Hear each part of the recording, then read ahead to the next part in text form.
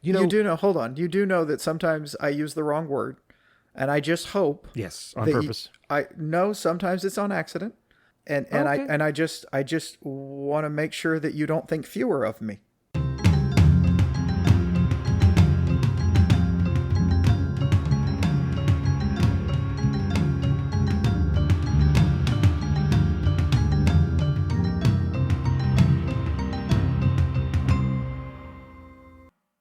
Hi there, and welcome to Hav and Charles Talk Comics, Season 4, Episode 7. I am one of your hosts, Charles Herring, and I am here with my very good friend and a man who dives mouth first into podcasting, Javier Gonzalez. Hi, Jav. How you doing?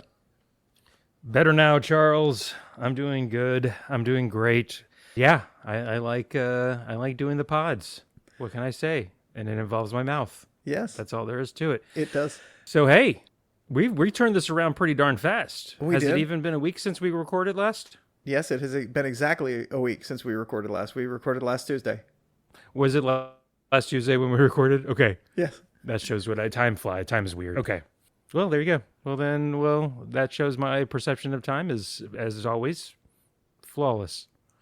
Has it really? I thought we recorded later last week for some reason. Nope, we sure You're didn't. looking at me like I. Okay. You're just like nope. So hey, guess what we're gonna do, Charles? We're gonna talk comics. I think. Yeah, we should talk comics. We're going to talk two comics, and this is going to be a disjointed opening because we just had some possible technical difficulties. I wish people could have seen the hand gestures you did there. It was like you were playing catch between your hands. Yes, So there's that. yeah, but you're the one that won't let us do this on camera, so. All right, so Because anyways, go ahead. we're going to talk about two comics. One comic that I suggested, which is a Spider-Man comic, because I love Spider-Man, and it's Kraven's Last Hunt. And then a really cool comic that Hav suggested called ElephantMen. ElephantMen, and it's not about the Elephant Man, but although it is about elephant men and hippo men and crocodile men, possibly alligator men, I really liked it. I'll enjoy talking about that. And I'm also going to enjoy talking about the Spider-Man thing because it's Spider-Man and Spider-Man is awesome. So, And it Hav, was just a cool Spider-Man run. yeah. So yeah, I got everything queued up here. So unlike our usual, whatever, unlike usually when mine is by far the oldest by a country mile, this one, yours, Spider-Man Craven's Last Hunt, came out in the Spider-Man titles of the time. The first issue, the first part of that run started in October of 1987, and then *ElephantMen* #1, an Image comic, came out in July 2006. So yours is first by a little bit, and we're going to talk about that one first. Yes. So did you like it? I loved it when I read it back then, which I did, and I remember why now after reading it. And I love rereading it now because there's so much in there that's so cool to read a little more closely, and it's like you've said before, reading things at different points in time, it's just fun and interesting, and you take different things away from it. I remember generally the story, that it was, Craven's Last Hunt, and I did not remember the ending. I knew Kraven died, I think, at the end of it, but I didn't remember it being that graphic, for one. Yeah, So it was we'll very get to graphic. that. Yeah. So go ahead. Yeah. No, it was very graphic. I remember a lot more of it just because there's a lot of times when you get a comic, a long running comic like Spider-Man or Superman or Batman, etc., there are touchstones that they go back to over and over and over again, and Kraven's Last Hunt is one of these. I mean, for Spider-Man, Kraven's Last Hunt, the Green Goblin killing Gwen Stacy, obviously Uncle Ben dying. These are things that come up and they repeat over and over and over again in different ways. They just recently did another Kraven's Last Hunt, and it was really funny because I read that in between when I was thinking about suggesting this first time and when we read it. And then when I suggested it, I read stuff from just at the end of the year last year through the Spider-Man title. They did something where evidently Osborn had the Green Goblin stuff taken away from him, and then Kraven in this Kraven's son, because Kraven is back to being dead. So he's dating this weird character whose name I don't know, and they managed to distill the Green Goblin stuff back in it, and they're going to shove it back into Norman Osborn, and they turn it into Peter Parker instead. So he kind of becomes the Green Goblin, or at least the madness, and he goes after Kraven's son, talking about, oh, you killed me, you killed me, you killed me, and this and that, and he puts him, I mean, they do kind of the whole thing in reverse, with him putting Kraven's son in a casket with a rifle in it with him. Okay. Yeah. Wow. Yeah, because he's telling him, you're going to do what your dad did. You're going to kill himself and what your grandmother did. Because that's the whole thing with Kraven back in the comic we actually read this time, is he's talking about his dad was one of the last great aristocrats in Russia, and they came to the flee U.S. Tsarist Russia. Yes, and his mom, they said his mom was crazy, and it's a running theme. They keep having these. It was great because I loved all those little, just over and over and over again throughout the whole thing. The themes. I'm dead. I'm dead. I'm dead. Be the spider. I am the spider. Kill the spider. It's just these little one. And Peter's not the spider. Peter Parker. It's just a mask. He's not the spider. Yes. It was.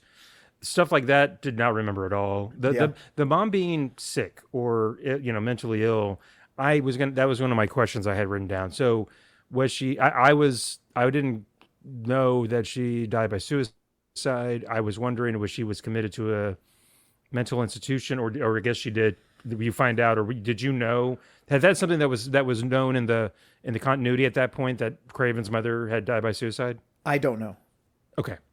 Yeah. Okay. I absolutely don't know. He says it, and he then says, oh no, but they killed her, because in his head, he's kind of gone crazy. So he's got in his head that the spider is the cause of all his problems and all of everything's problems. It caused the unrest in the spider, and he knows these things because he knows about hunting in the deepest of Africa and these demons that are out there when you're in the hunt. And he's learned about these, and he thinks the spider is one of those. And Peter, Spider-Man, is one of his targeted prey, or only prey that has gotten away, is the way I took it going into, reading this in context, that this is why this is his last hunt. And when he does this, he'll be at some sort of peace for him, I would guess. Yes. That he's done and he's finished his final hunt. He was at peace. And there's a couple references to that. Yeah, he says it. He says, I won. I killed you. After this, I don't have to be Kraven anymore. I'll never hunt. He said, I'll never hunt again. And then he climbed into a coffin and shot himself. Very graphically. Very graphically. They did not. And for especially for a comic book, and I'm almost positive this still had the seal on it. Yeah, very. And then he left a note, which presumably let the cops know. We're kind of fast forwarding to the end. Let the cops know that he had impersonated Peter's. Okay, so yeah. You haven't read this. Let's go back. Yeah, it's fine that, but he Peter Parker and Mary Jane had just gotten married. Peter is out. He gets bit by a spider. He goes out or he kills a spider. I don't know. He has a dream, and he goes out and he gets drugged by Kraven. And I think he got drugged first, except he with a dart. Yeah, he gets darted, and then Kraven beats him in a fight, and then shoots him. And you think he's dead, and you're watching him bury him. They literally bury, not Peter Parker, because they never take him out of the mask. It is a tip-off that he didn't really get killed. One, because they're not killing him, but two, that he was completely still dressed in the black uniform, and they bury him, and he just and speaking of that, go ahead. Sorry. That's okay. What were you saying? No, I was going to say, speaking of that, when they bury Peter, Spider-Man, but then Kraven's running around town in the black Spider-Man outfit, I thought he took the spider uniform, spider costume from Peter, but I very much remember the iconic panel splash page of Peter coming up through the grave. So I was all sorts of confused if I was misremembering or, Kraven can make another Spider-Man outfit. Yeah, And that's all I was thinking of. Go yeah, ahead. Kraven made a Spider-Man outfit. But the thing you get down into is Peter was dead for 2 weeks or gone for 2 weeks. And Mary Jane is losing her fucking mind to the point where she goes to Joe Robertson, Joe Robertson, Editor of the Beagle. editor of the Daily Bugle. And because she's pretty Beagle. sure. Did I say Beagle? You may have. We're off, so it's Okay, go ahead. Yeah. I'm getting yours at a slight delay still. So she actually goes to his apartment at like 1 a.m. in the morning to talk to him because she wants to ask him about Peter being Spider-Man because she's pretty damn sure. And it's kind of this, it's never been said in the comic books, but it kind of seems like he does know that Peter Parker is Spider-Man and he just ain't saying it. He's not even looking at it. He's not even breathing heavy because he works in a newsroom and he doesn't want some jackass journalist to grab it and out Peter because he knows him, he likes him. And so she dances around it and then she decides, oh no, I can't talk to him about this, and leaves freaking out. She also gets attacked earlier by a group of guys, and Spider-Man saves her. And then she's like, oh wait. And then she takes a look at him because he doesn't react to her at all when she makes him stop because he's about to kill the guys, and it tips her off that that's completely not him. And then there was the scene, literally right the thing, because I read this for the second time in the last month because I did read it beforehand. And right as she's still standing there looking, that's when Vermin comes up out of the sewer and sees her and decides, oh no, I have to get the spy, I have to follow the spider, hungry, but I have to follow the spider. So he had fixated on Mary Jane. And I looked at that. I did not even see that the first time. I don't think I saw that, or the first recent reading. I don't think I saw that part when I was a kid reading it either. So it was just like, holy crap. Everything in this comic is just such a tight 6 issues. I, for some reason, thought it was a 4-issue arc. I'm not sure why. And when it was 6, I was like, okay. But sure enough, flew through it.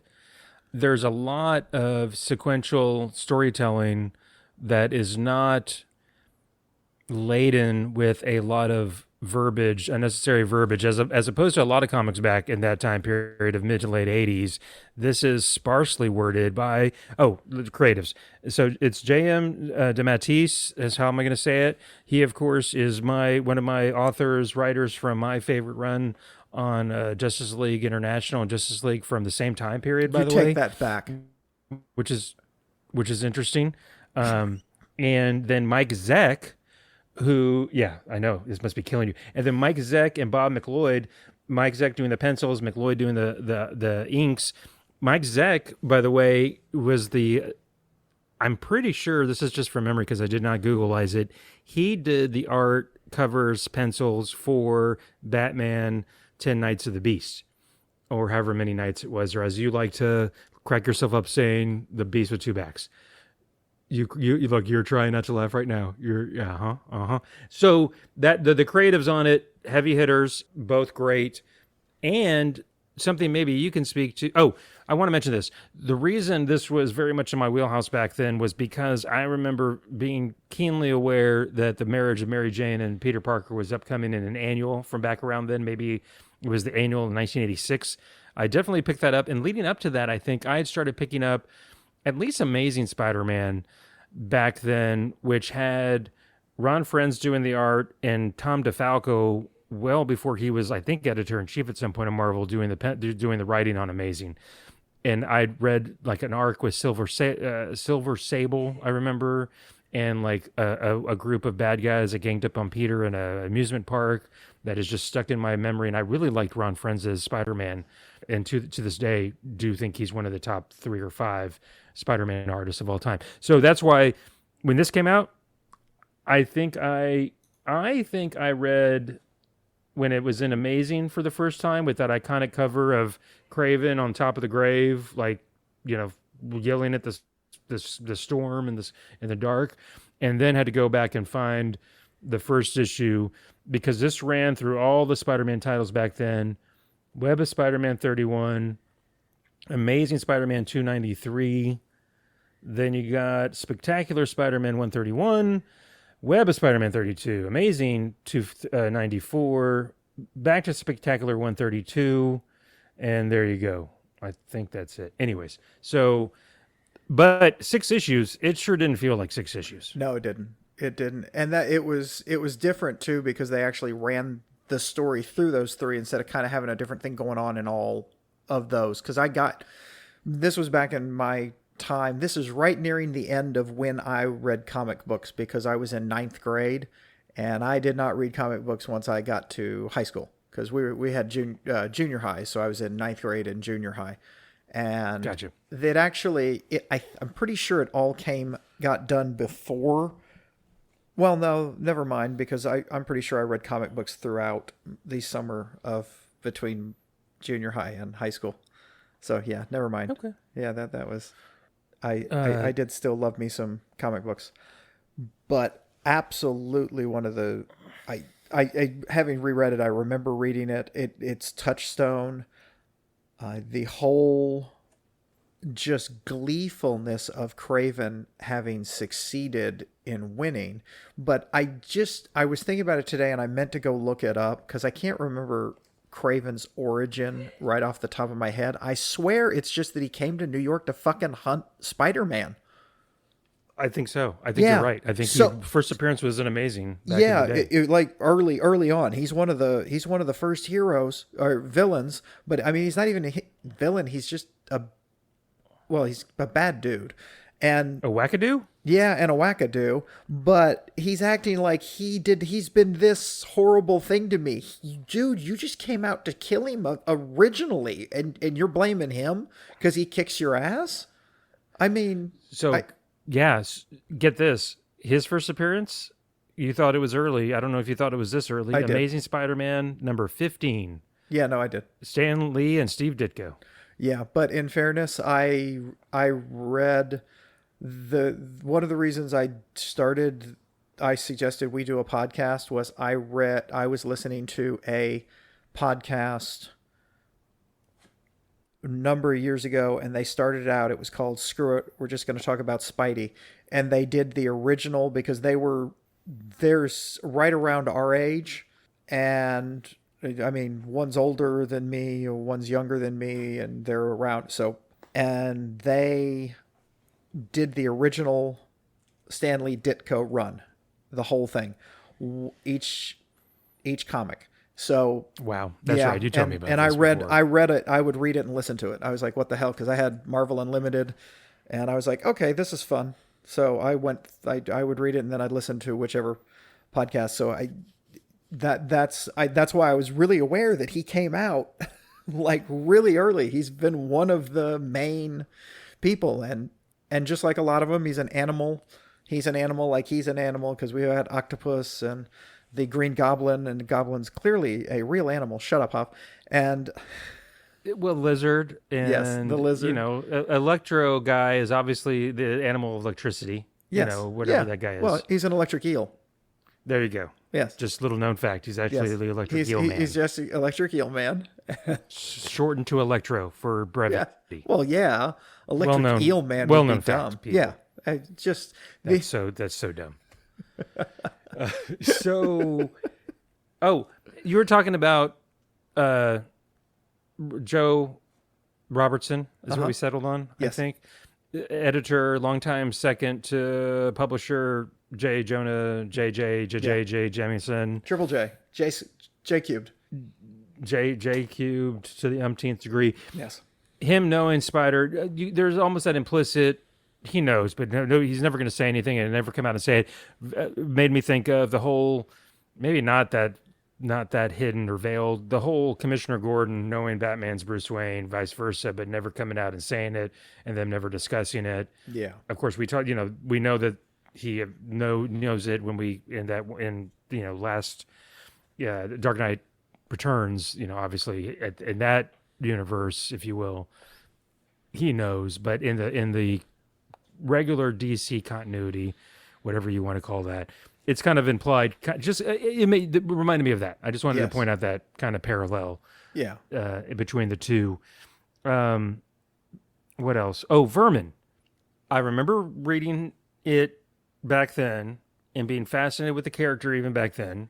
And then reading it this time, I'm like, this is a really fascinating character. Yeah. I've never seen Vermin in anything else, and that just might be my lack of reading of Spider-Man. Yeah. Have you?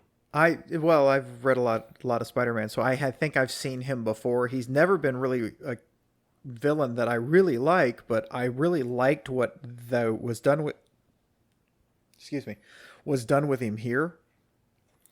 And by the way, when I was young, I don't think I got that he was eating those women. No. Oh, good point. I didn't. You know what? It just glossed over it because they kind of did it off, and then it was a side. They're calling him and I'm like, oh my Lord. Including, by the way, I really noticed it today, and I didn't notice it before. There was a rib cage that he was he had a rib cage there. So I mean, oh my Lord. And then he can control the rats somehow. That's really weird. He can control the rats, and then that one cop. So there's he comes to the surface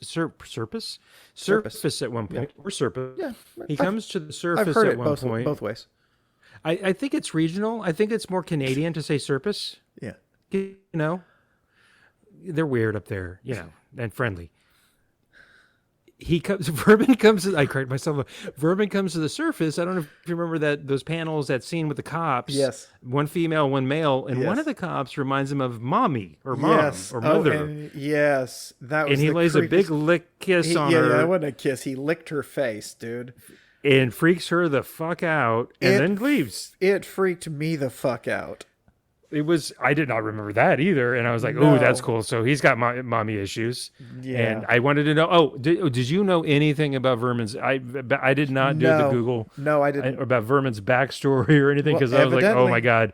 Evidently, Baron Zemo, he was a normal person until Baron Zemo ran experiments on him. And then remember, he did fight against, when he got beat the last time, it was with Captain Flag and Spider-Man.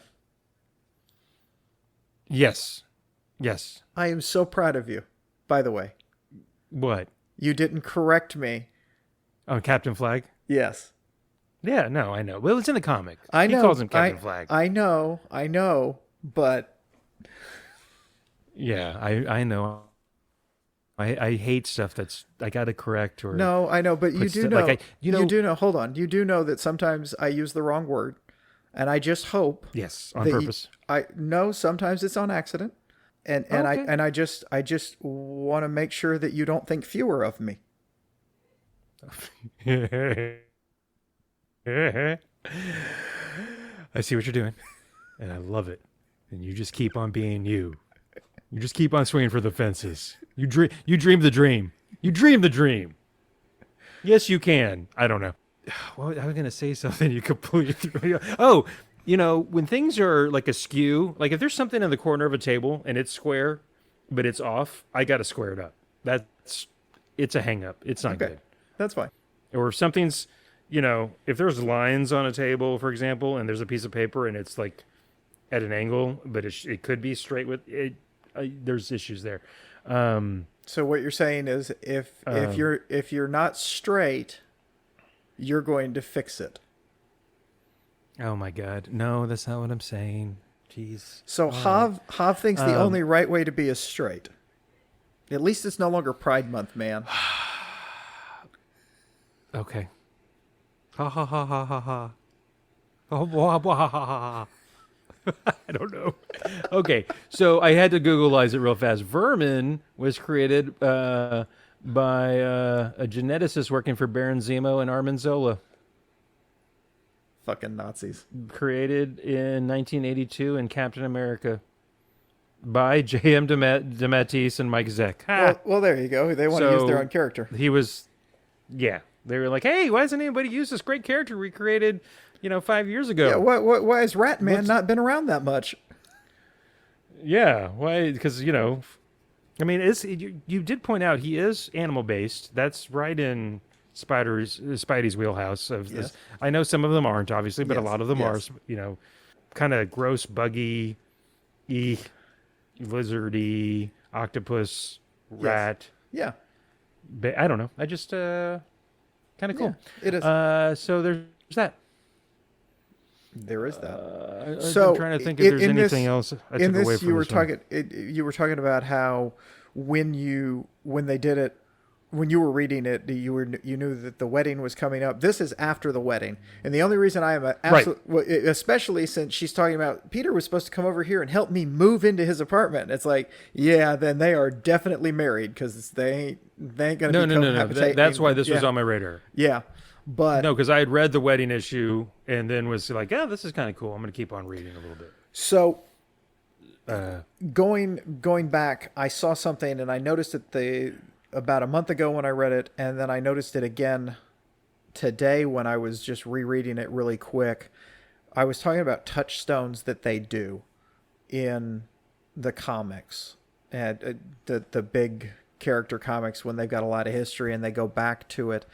At the end, during the end of this, when Kraven has already won, he mentions that he won. He became what he was done, and he was superior to Spider-Man. And they even used the word superior. And then we got the whole, and that clicked with me like, oh my God, it's the superior Spider-Man with Doc Ock. He took his place. It is that arc, except it went on longer. He was really dead, and Doc Ock actually learned that no, he wasn't the superior Spider-Man, which if Kraven had done it longer, he would have realized. But he didn't really become Spider-Man the way Doc Ock did, and we have not read Superior Spider-Man yet, have we? You've mentioned it before. Oh my God. And I know you will probably suggest it here in the not too distant future, but we did, you know what, I did learn a lot about Superior Spider-Man because over the winter break that we had, or holiday break, whatever you want to call it, between seasons, we had talked about reading, and I'm blanking on the tome. It was a pretty long, lengthy... Spider-Verse. Was it? It was just called Spider-Verse. I think. Yeah, it was the Spider-Verse. And that's when all the different... Yes. When they had the whole... Awesome. The Inheritors, and yes, it was a great... It's great, but yes. It was awesome. Superior from Spider-Man that, contextually, I learned Superior Spider-Man, Doc Ock inhabiting Peter's body is in there. Yeah, he killed. You know, he swapped their essences, their brains, basically, from bodies, and Peter literally died in his body, and then he took over his body. But then, yeah, it was. That was one of those. We do eventually need to talk about that. Yeah, and that was one of my favorite things. When Dan Slott that came out, people freaked out. They were like, because Dan Slott and Marvel were like, yeah, and it's just going to be Spider-Man from then on. And everybody's like, no, you can't do that. And I had just kind of gotten, that was back when I was really getting back into reading comics again. And I was laughing. It made me laugh so hard because I'm reading that and I'm going, of course the marketing people are saying, yeah, it's permanent. There's no way in hell it's permanent. When Superman died, he was dead forever. And same with Cap. And Thor was always going to be a woman. Thor always should be a woman. Maybe. That's maybe accurate. Or a frog. Or a female frog. I don't know. I could see that too. That's true. I just want Thor to be a woman who I'd like to have sex with, or a frog I'd like to have sex with. So, I mean, you're right. You said it, not me. Let's just make sure everybody's clear on that. Well, that's fine. I edit these I wanted things, to ask so you that won't be in here at the beginning.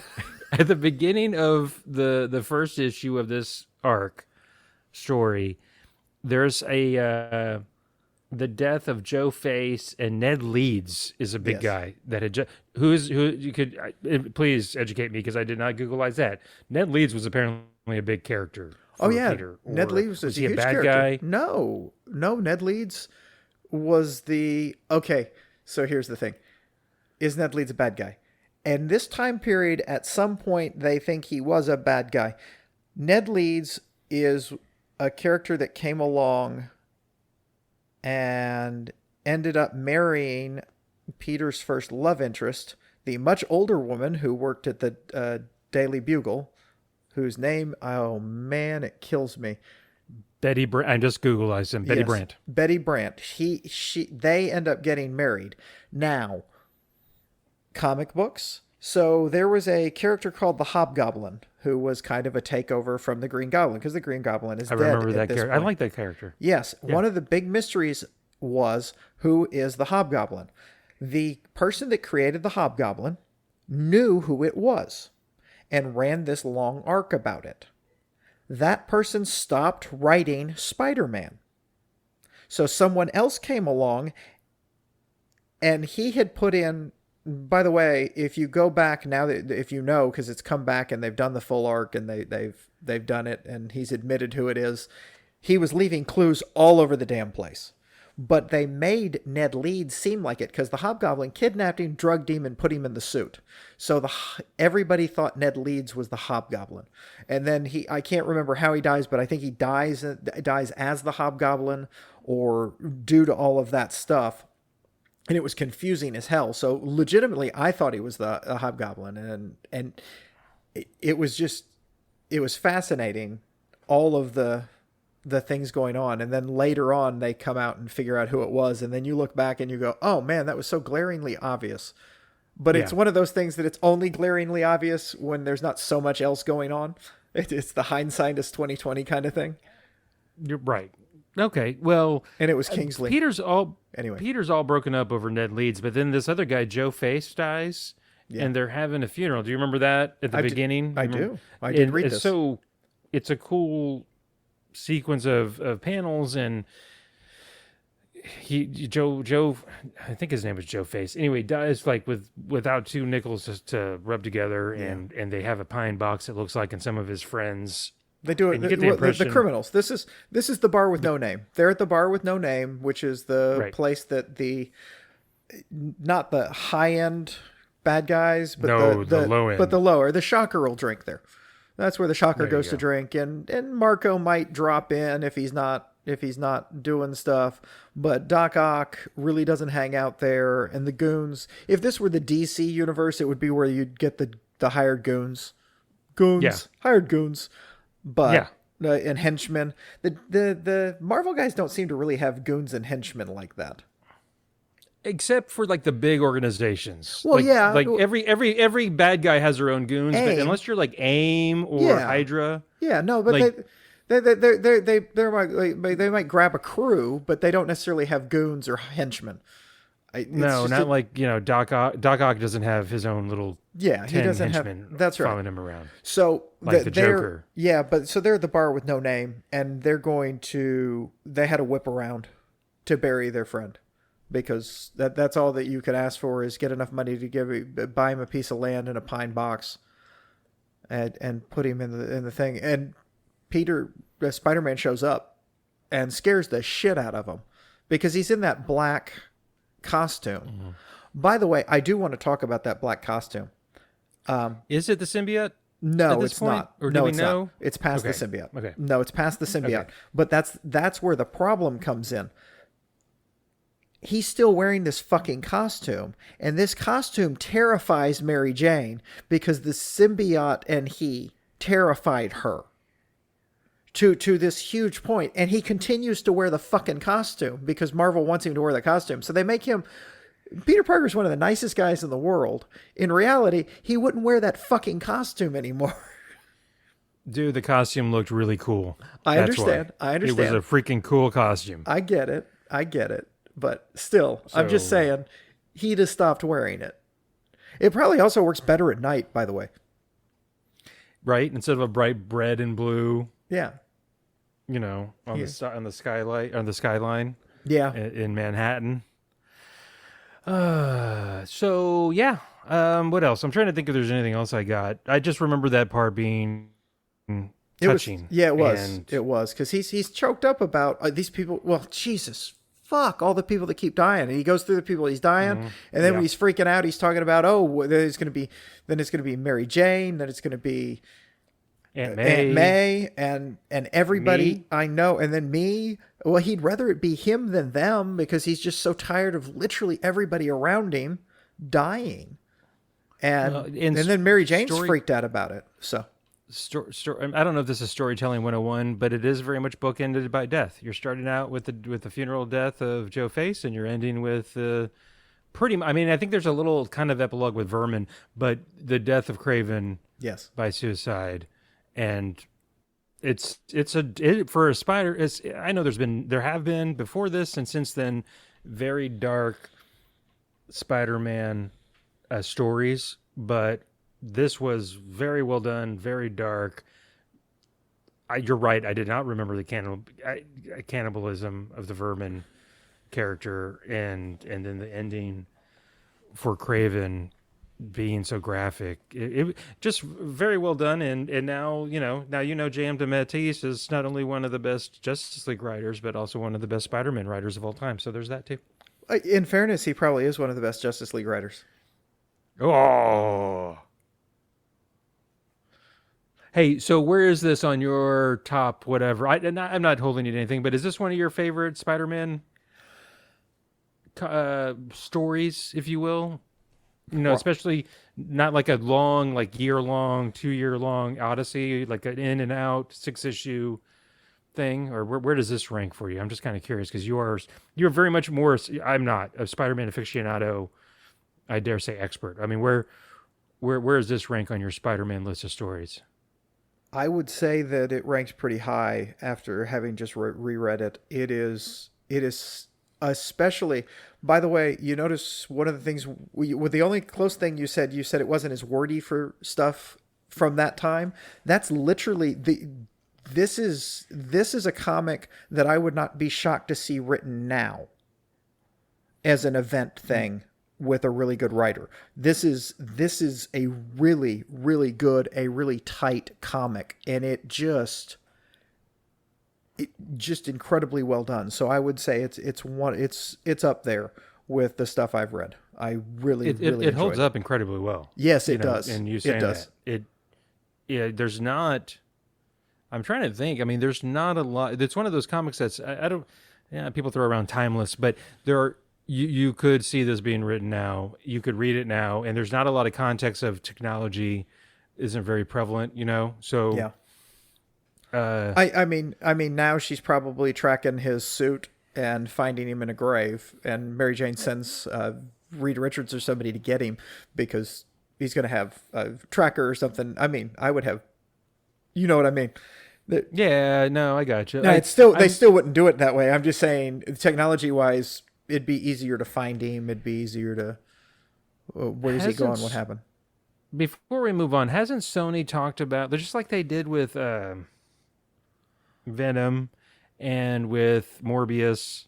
Haven't they talked about doing like a Kraven solo movie or some type? I think that fell through, or it's still going on, and I have no fucking. This is the thing. They have the rights to this world, and they are determined to mine as much out of it as they can.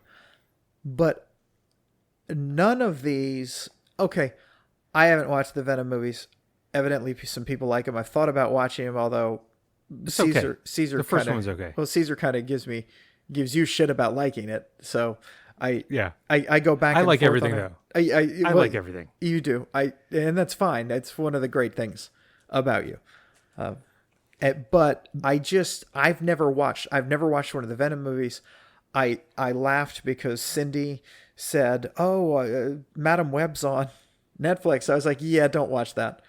I need to watch that. I have not watched. Have you seen it? Oh God, no.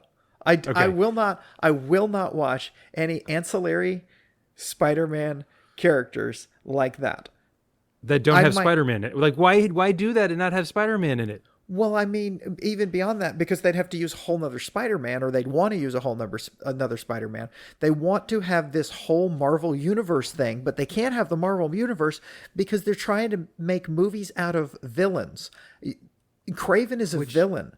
And I know everybody seems to like anti-heroes and stuff like that, but the key to an anti-hero is they're also doing some good while they do it. And maybe Venom eventually does, but Craven's not a good guy. Have you seen the Joker movie? Well, I don't know how much good he does there. No, I haven't. By the way, I have not seen the Joker movie, and I'm not really planning to. But you, Tangent. This is a huge tangent because Yeah. Morbius is a great bad movie. I will let you know. I have seen it. And I think me and you and Caesar were texting when No. We told you to live tweet it, and you did. I did, but then also that Sony apparently doesn't understand sarcasm on social media when God, when- everybody was raving about it and they re-released it. Like it lasted in the theater for like a matter of weeks. And then there was all this buzz. Oh, it was such making fun of it too. It wasn't even real. I mean, it was brilliant. It was like, oh my God, they're dunking on this movie so hard in such a sarcastic way that Sony's like, they really love it. Put it back in the theaters. Oh, it bombed. And then it bombed. I wonder if it's the only major theatrical release by a major studio to be released twice within months, if not a month or two of the original, and bomb twice at the theater. It's amazing. You would think it would have to be, right? Because if it did well and there was and then you bring them back when sometimes, I guess, it made no damn sense. Re-release it. Oh yeah, it still sucks. Yeah. Oh, hey, what happened to these numbers there? Yeah, oh. I hear now that Disney took over Fox, they're going to re-release Dark Phoenix. There you go. I'll be camping out. You guys can bring me like some soup, and I'll be camping out first in line. And when they decide to do Inhumans, we'll bring you or not Inhumans. When they do Eternals. Release it. That's what they should do. They should do a double feature. If you go camp out to watch a re-release of Dark Phoenix, Caesar and I will have you committed. That'd be awesome. First of all, they would never do that. But No, if they did, I'm just for the bit. I would do that. Oh yeah, I know. I would camp out, and Julie would probably have me committed too. Like, you're what? No, people know. What if somebody recognizes you? You could end up on TV, man. Oh yeah, that'd be true. Julie would love that. And you can just buy your ticket online now with your seat. And No, you don't have to. And they're only going to sell the one ticket. Local mediocre lawyer Javier Gonzalez has been camping out for a week, waiting for the re-release of Dark Phoenix, Eternals, Madam Web, Morbius, you name it. Superman, which one was it with Richard Pryor? Superman 3 or 4? Oh, I will maintain that one was good. Superman 4 was the bad one. Superman 3 was at least fun.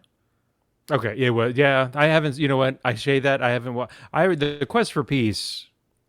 I don't think I've ever seen that. That's how. I was at the theater to see Okay, that. so but I saw the first 3 and loved them. The funny thing is too, the one that holds up the best is absolutely the first one.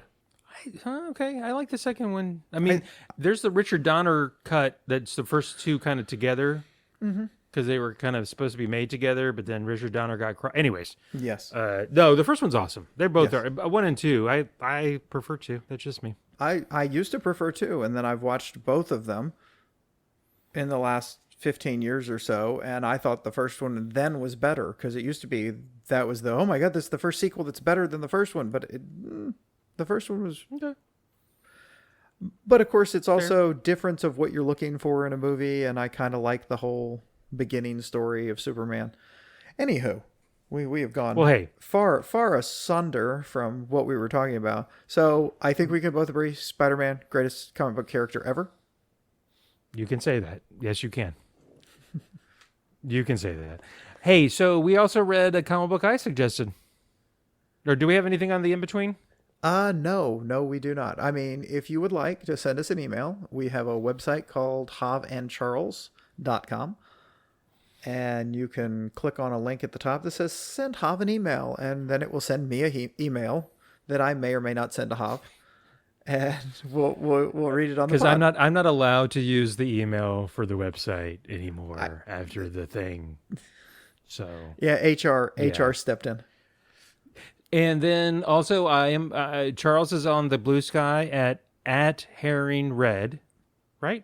Correct. Just Herring Red. Yes. And then I'm Hav Gonzo on Blue Sky. I am still on the Twitter at Hav Gonzo Tweets. And Charles is still on the Twitter at Herring Red Real. Yes. So there's that too. But honestly, the easiest way to get a hold of us or to click on old podcasts or new podcast for that matter, or email us, is to go to the website, havandcharles.com. Yes. So there's all that. And we also have JCTC on Blue Sky. That's right. That's the Yeah. there is a whopping three followers. 3 followers. Boom. I bet you can guess 2 of them. So if any of y'all are on Blue Sky and would like to follow JCTC, that would be awesome, because I would like to increase the following share by at least 1. I'd like 4 followers. Maybe, hey, 2 double digits would be nice. I don't think that a lot of people are on the Blue Sky. I think a lot of people are on Twitter. Yes. Or what used to be known as Twitter, and then nobody's really. I think a lot of the comic book aficionados have migrated over to Blue Sky, but I get a feeling like there's just a lot of people that are just like, I don't care. I'm just going to stay on Twitter. Yeah, I think so. So, all right. So Hav suggested a wonderful comic that I had never heard of called ElephantMen, and I quite enjoyed it. So Hav, did you enjoy that comic?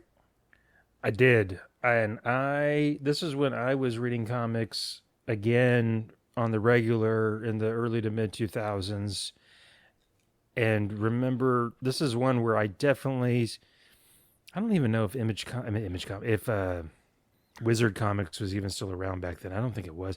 I just remember, I seem to think this is when I saw on the stand at my local comic book shop and was like, what's this?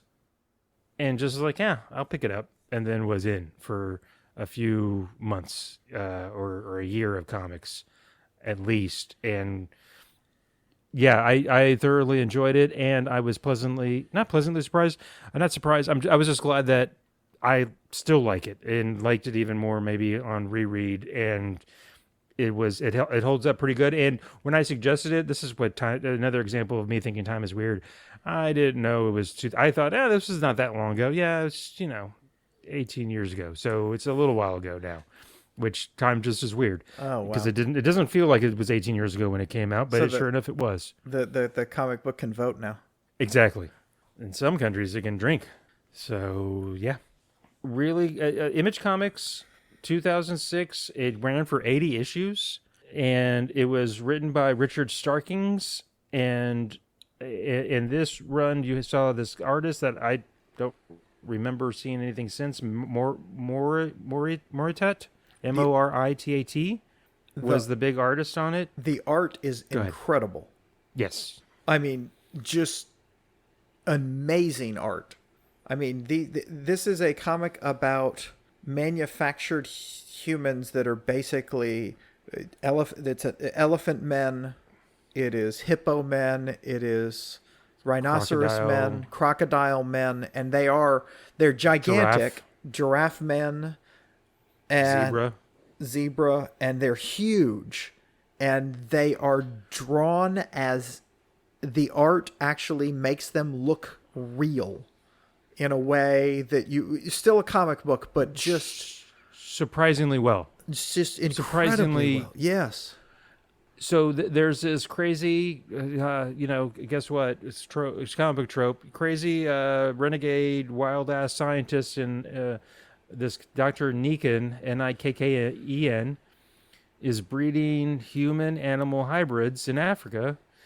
He's using, you find out, this is Image Comics, mid-2000s, women that do not survive the birth of these hybrids. They actually, that's not quite true. They appeared to have survived. A lot of them are surprised, but he's disposing of them anyway. Oh, well, maybe he's killed. Well, then maybe that's what's happening then. Yeah, because the hybrids. Oh, go ahead. Yeah, some of them seem to, because they keep going back and forth from the real time in the comic book to back and forth. There's a lot of jumping back and forth. I probably should have read it twice, because read it through once and then read it again and break it out, but I didn't, because I time short betwixt and work and things. But I think some of the women were alive, because we get into that where Savannah's mom, and I swear, and then they said, okay, we'll dispose of the dispose of the woman at the end of it, because they're like, oh, it was hard on them, but because I think they're delivering him through C-section, so yeah, they could have lived. No, But you know what? That's a very good point. So I did Googleize this. They're all African animal species, including warthogs, elephants, camels, zebras, rhinos, hippos, giraffes, hyenas, and crocodiles. The company that Dr. Neekin has is called Mappo, yes, Mappo, Mappo is your god. and it is very much illegal. Oh, yeah. Apparently, at some point, the UN or UN nations shut it down. Take the ElephantMen, as they're collectively called, even though all of them are not elephant-human hybrids. Try their best to rehabilitate them. They were very much bred, conditioned from birth, childhood, if you want to call that, very much brainwashed, conditioned to be killing machines. Yes. And I don't know if Neekin's plan was to like sell them or use them to conquer the world. Yeah. You don't find that out right away. Yeah, I am very, very disappointed that this is only available on Amazon like that, or for purchase, because I bought it just because you it was did? easier. Okay. Yeah, it was easier. Don't regret it. Awesome. But Okay. I want to read more, and I don't want to drop $15 every time I read a volume. Well, and there are a few volumes. I want to say I looked it up, and there's at least four. No, more than that. Maybe 6 or 7 or 8 different volumes of the whole run. I mean, that makes sense. It's 80 Yeah. issues, Yeah, and it's because you get dropped in. Go ahead. well, we just got deep enough to start figuring out what's going on in it. I mean, we introduced It's some so characters, good. and they were interesting, and the world is interesting, and I just want to know more about it. And I'm pissed off that it's not on Hoopla. No, I'm not really pissed off, but you get what I mean. I'm like, what the ever loving fuck? I'm shocked it's not on Hoopla, and I will tell everybody out there, if you have read it or haven't read it, and want to read more, if you have Amazon Prime, Comixology is part and parcel, just like you get to free a certain amount of free music, and you get Amazon Prime Video. This is one of the many. I know it's $100 a year. Don't get me wrong, $100 or more. I think it's $110 now, $120. $120 is $120. But I tell you what, for free delivery, and then all the ancillary stuff, like the Amazon Prime. I sound like I'm shilling for Amazon, but I was very happy that this was available in Comixology, which is included in your Amazon Prime subscription. So that's one of the best compliments anybody can give, especially you, Charles, saying that this left you wanting to read more, because that means you really liked it. Oh, yeah. And I thought on my reread, tell me if you like the kind of noirish. Oh yeah, You get hippo. The hippo is Hip Flask, and he's obviously some kind of almost private investigator. Well, yeah, they're sleuth. sort of government agents, because they have Right. they have a handler. They're supposed to do things that they want, and he and the elephant guy are kind of investigating some stuff that's still going on. That maybe, well, we do know, was it Camel? The camel guy saved Their abuser. their abuser. Yeah. And he's out Yeah. there, and he is still beholden to the abuser, and it's sad because he should probably just because kill of the him. conditioning, right? Yeah, no, absolutely because of the conditioning. But still, it's just I said it was sad, Hoff, sad. No, That's I sad. know. No. Ebony's elephant. Hip is the Hippo. hippo. Thank you. You get the horn guy. The rhino is like the billionaire Lex Luthor of the group. Yeah, and That is now do we think dating. Savannah going to marry Savannah, who is Which is evidently the daughter of one of the women that disappeared and was used Yes. to breed one. And they know it's not him. I got the feeling it was Hippo, right? I think so. Well, because there's a photo of at the very end of Hip Flask, the hippo, on his desk with Savannah. Yeah. I think And they're so- brother and sister. They're either brother and sister or they're exes. Is what I was wondering. Oh yeah, well, I hope I don't remember. I want to say brother and sister. There was a spin-off series. Hip Flask, the hippo, had a spin-off series. Oh, really? By the way, Okay. and so look, I remember this fondly, and I remember trying to really think of something to suggest that was kind of out of the norm for me. And for some reason, this flashed in my head. I was like, you know what? Yeah, that'd be great. And I was so disappointed. I was surprised that it was not on Hoopla. And then I was happy that it was on Comixology, at least for me. And then, of course, I didn't pay for it, because it was included. I'm sorry you had to pay for it, but No, hopefully it's it fine. was worth it. No, I don't mind. We get so much free from the public library, and I can't believe you did a goddamn advertisement for Amazon Prime. But whatever. Well, hey, if there's one thing Amazon needs... Dude, you should fucking pay me for doing an advertisement. I'm cutting that whole thing out, just so we know. We're not advertising. No. Well, I was going to say what Amazon really needs, because, poor Jeff Bezos, he's suffering. I mean, he's I always feel bad for the rich white men, in society, because you're so persecuted and downtrodden. Anything I can do to help them feel better about themselves, I feel like it's my responsibility to bolster them up. Couple things before. Look, they do set up a lot in this, but there's not. It's more just getting you, I think, fairly acclimated to this world without beating you over the head and overloading you. Oh yeah, with stuff. It's set 200 years in the future. They pretty much say it's 22 something. I am not a fan of the giving a specific year, although in this instance, 200 years in the future is, I think, far enough in the future for us, because I hate when, like, I'm rewatching Starseed, the Star Trek episode, and Khan is from the year 1992. I was like, oh shoot, yeah. Hurts well, my suspension of disbelief. But they've also retconned it, because every time. Well, I know, but I literally saw something recently talking about that, because they've gone back in the recent ones, and every time the way it's explained, somebody was breaking down the canon on this. Every time they go back in time in Star Trek, it kind of rejiggers when all of this stuff happened. So, like, Khan just gets further and further in the future. Okay, good. Yeah.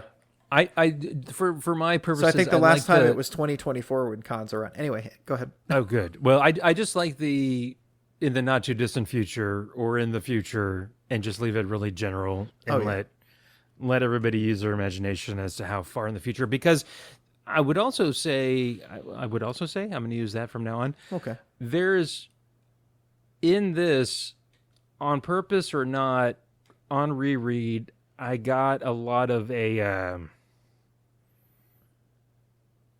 Blade Runner sensibility vibe from the visuals in the comic, if that makes sense. Okay. The dark, the gritty, kind of always raining. Well, it's not dystopian, but it's not great. Well, that's noir. And I was going to ask you if you like the noir stuff. Yeah, you already did, and I said yes. But that's what I'm saying. But what you're describing is the noir. That's Blade Runner was futuristic noir. Okay. Yeah, I mean, it's noir in the future. It is that, and you have you had a hard-boiled detective, and yes. In Decker, although he's not a detective, but he's detecting replicants, so I guess he is a detective. Let's see, you got Obadiah Horn is a rhinoceros. That's the billionaire the protests about a elephant man marrying a woman, and you got all the zealots out there, and this is an abomination. Unfortunately, very still timely. Oh yeah. With stuff like that. Well, that was they were interviewing Savannah and Rhinoceros Man, and they were asking. Did you remember who was interviewing them? No. You didn't get that? Katie Couric and Matt Lauer? No, it was Katie and Matt. Oh, okay. No. Well, he also killed them because he didn't like what was going on. He didn't like the interview. But the question they were asking, will you have children? He's like, but it's illegal for us to have children. You know the answer to that. Why are you asking? It's illegal. And they're like, well, would you make them change the law? I mean, they changed the law to let you all get married. And it's like, okay, assholes. So then he had them killed. Off panel. Off panel, yeah. Well, no, yeah. Accidents happen. Oh yeah, they should never have flown in this weather. Yeah, 200 years in the future. I just like that they're taking jabs at Matt Lauer, who of course had his fall from grace. Yes. After this, and then did you like the Howard Stern character? Yes, I did like the Howard Stern character. Yeah. Although so I thought that was I've never been a Howard Stern fan. me neither. Like I never tuned in, and I don't. I never I got it. I never understood, and if my brother does listen, like my brother subscribes to XM Sirius. I've never quite understood subscribing to radio. Yeah. There's enough free stuff out there, Spotify, Pandora, Yeah. and I know he likes his Grateful Dead and Widespread Panic, and their stations just dedicated to that. Or, Well, that's okay. but anyway, so but I did enjoy the Howard Stern movie when it came out. Never saw it. Yeah, I did enjoy Okay. it. I don't know that there's much more because I want to say this is, how many issues was this? Do you remember? I want to say it wasn't terribly long. It's like Did you 5 or feel 6. like? I felt like it was going to be longer because the number of pages it said it was and the number of pages it was were, because they had a whole bunch of art in the back. Because I was like, oh my God, God. I got a long way to go. And then I was like, oh, wait, it's over. Well, they very much left it on a cliffhanger because Yes, they did. he fights the crocodile guy. So Flask fights the crocodile guy for this, like, looks like a ceremonial idol or mask that then it's has a doll inside of it. Yeah. And then the horn guy is asking the crocodile guy, Elijah, what happened to it? Oh, freaking hip bit my tail off. Hope he choked on it and took it. Yeah. And so there's something going on with this idol or whatever it was. And so that's going to be an ongoing thing. And I don't remember a gosh darn thing about the story arc. I remembered generally what the comic was about, but like I say, this very much made me want to read more and reread this. And I'm shocked with, no, I'm not shocked. I know it's been optioned before for TV, for series. I don't know if it was animated or going to be the CGI. This is something very much I could see translated to something, whether it's a CGI. I think fest. I think it would be better to be animated, but yeah, Yeah, me too. just because the amount of money. Well, I mean, to do it right animation, it's going to cost almost as much as to do it right in CGI. So True. Joe I don't know. Casey was also writer extraordinaire. Joe Casey, I saw, was also involved in the creation, but I don't know if he was just so busy doing other stuff he didn't actually write it, because he's listed somewhere in the collection I read as a creator of ElephantMen. I loved the story that Hip told the little girl. The pirate. The Yeah. pirate story. I thought that was brilliant, and I liked that the little girl keeps going and finding, because she had talked in the very first arc. This tiny little girl went up and met the ElephantMen, Right. and they talked, and she was adorable, and then he got injured. He got hurt badly. And she found out about it, and then she went to find him, and instead she found Hip, and he was like, he's being taken care of, we're looking after him, and then they're having friends. And so is this little girl keep going in the stories? Because you've read this before. Does she keep being around? I think so, if I Okay. remember right. Yeah. She's kind of like a connection to humanity, if you will. Or, Okay. Well, she was. know. She worked really well. I can't say enough about this. I can't really talk a lot about it just because it was very just, hey, let's set this whole scene in this whole world. But it was a great scene. It was a great world. It was well written, and the art, as I said before, was just beautiful. Yeah, and you know what? And look, not that you poo-poo on art at all, but the fact that stuck out to you, that's how great the art is in this. Yeah, it is really well done. It was not your traditional comic book art. It was almost painted cover type art, but not really. But it just had this. It had a depth to it that you don't get a lot. You don't get as often. I guess you get it more now than you did. Obviously, they just didn't do that back when we were kids reading it. It was on newsprint color. Right. We didn't have the glossy paper, so you couldn't get that deep and do stuff, but it looked really good. And I talked about the sequential storytelling for Kraven's Last Hunt. Same thing in this one. There were some sections where, especially when they're flashing back when they're fighting. Oh, well, that was the thing. They were making these, part of their brainwashing was survival of the fittest. You are going to learn to be tough, and you are going to learn to kill. And if that means having to kill each other, you're going to kill each other. And they killed each other. They made them sometimes fight to the death. Yeah. Two men enter, one man leaves, and that is it was rough. And then they came in. They were trying to make them, when NATO all band up and said, okay, we got to stop this, came in there and were fighting it. The whole time there is a announcer, and they did it so well you could almost hear it in your head, because it's talking about Mappo is your god, you will kill for Mappo, Mappo is your god, we built you to fight, and you will fight for us.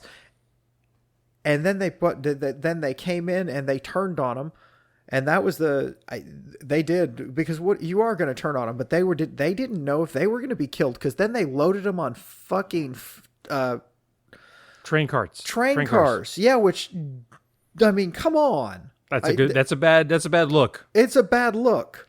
And so they were fighting in there with each other, because some of them were like, why aren't we fighting them? They're going to kill us. And they were also like, well, maybe we should. What the fuck?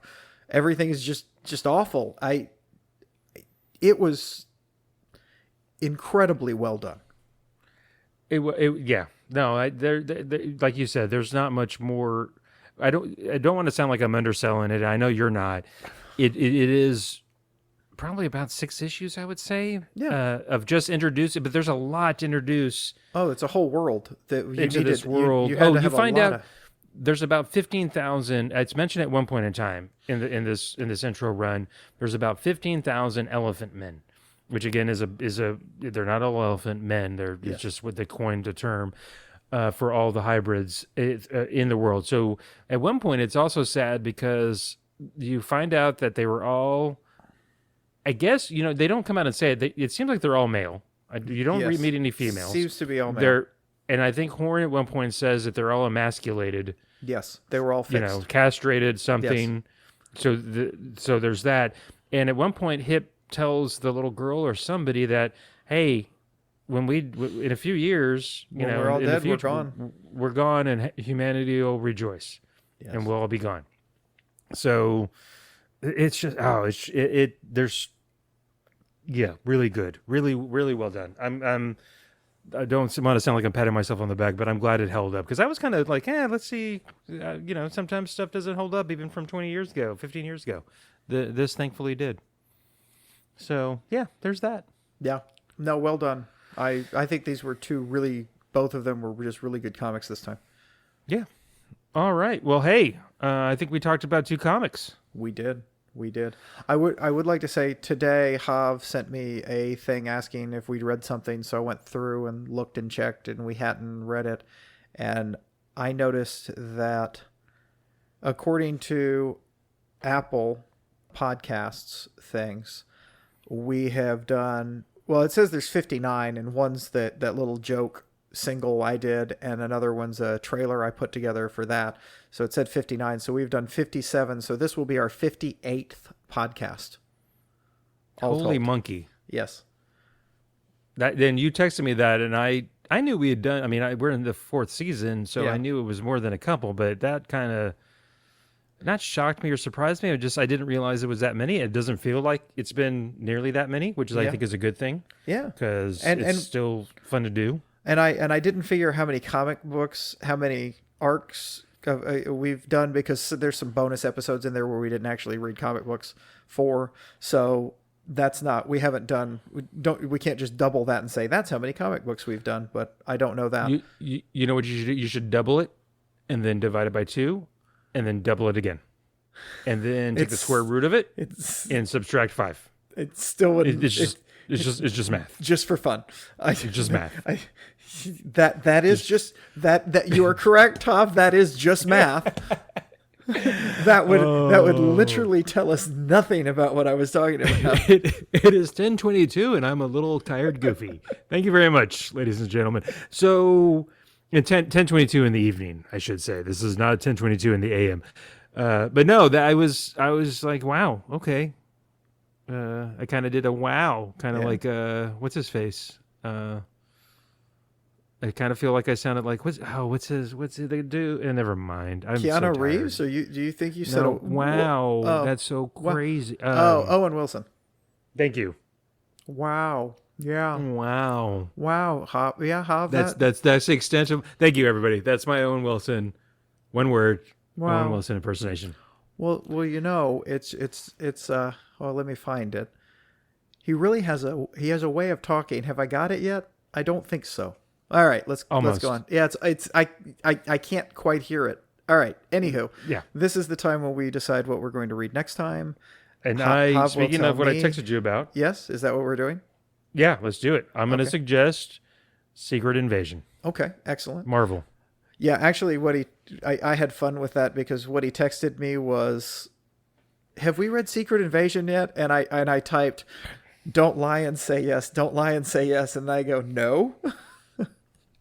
For some reason, I know I suggested Illuminati, but we haven't even read like Secret Wars, the newer one. No, we didn't read the one from the 80s. I know that. Did we read Secret War, like the original? No. You know how they misnumbered it. We haven't read any of that either, have we? No, we haven't. We have not read Secret Wars 3. Yeah. Okay. I know you have problems with the numbering. Okay, so No. I'm suggesting Marvel Secret Invasion in just the 8 issues. It's a collection on Hoopla. I'll forward it to you. Yeah. And then you? I've decided that we should. Oh, holy shit! Oh, that was terrifying there for a second. My entire screen blanked for a second. Okay, we're still recording. All right, sorry. That would have been nice. Yeah. So yeah, we just had a quick little blip there. And now we're back online here with Hav and Charles Comics. I was about to tell y'all what I was going to suggest, which is a Darth Vader run on Marvel Comics. It starts literally right at the end of Revenge of the Sith, where he's being told by Emperor Palpatine that Padme is dead and he is now Darth Vader. And it's going to be how he really becomes Darth Vader. Right as the Empire is first there. And I am looking forward to this. It's good. I've read it before, and I've read the entire. Because I got back on. I had to go to, in order to find it, I went on to Marvel. First, I went on to Marvel Unlimited, and I found it, and I realized I've read the whole thing. But we'll read the first arc, and there's one on Hoopla that's just the whole one, which we can do, and I'll send that to you. And it's cool. It's Star Wars, and it's Darth Vader. Yay! Yeah. And you know how much I love rooting for the anti-hero. Oh, wait, that's not me. But still, it's Darth Vader in Star Wars. So. And I'm always a fan of Star Trek, so there's that. Yeah. Nothing? I didn't pull you off sides at all on that, did I? Why would you pull me off sides on that? I've been looking for, speaking of Star Trek, I know Star Wars is now Marvel, back to the Marvel family. Is for, obviously because of Disney and all that. But I've been trying to find some Star Trek stuff on Hoopla, and gosh darn it, it's I found some stuff, but nothing. Anyways, well, I'm very excited. Okay, good deal. Well, hey, I know we're towards the end here. Thank you all for everybody for hanging on this long. Thank you so much for listening. Like we always say, like I always say, I'm not going to speak for Charles. He kind of doesn't like you very much sometimes. I really appreciate y'all. And I got him. I got Charles to laugh. Hey, I know that was a joke, everybody. Thank you all for listening, Charles. Like I always say, and I really, really, really, really mean it. Thank you for doing all the heavy lifting, the producing, the editing, the publishing of the podcast. Patrick, thank you for doing the website and doing everything you do and the theme music. Thank you all for listening. I really do appreciate all of you that listen. I'm assuming some of you actually do. I have so much fun doing this podcast. Anytime it seems like I don't like any of you, it's not you, it's me I don't like. So, so until the next time, thank you very much. Thank you, Hav, for doing this with me. Thanks, Patrick. Y'all have a great evening, day, morning, whatever you are, and goodbye.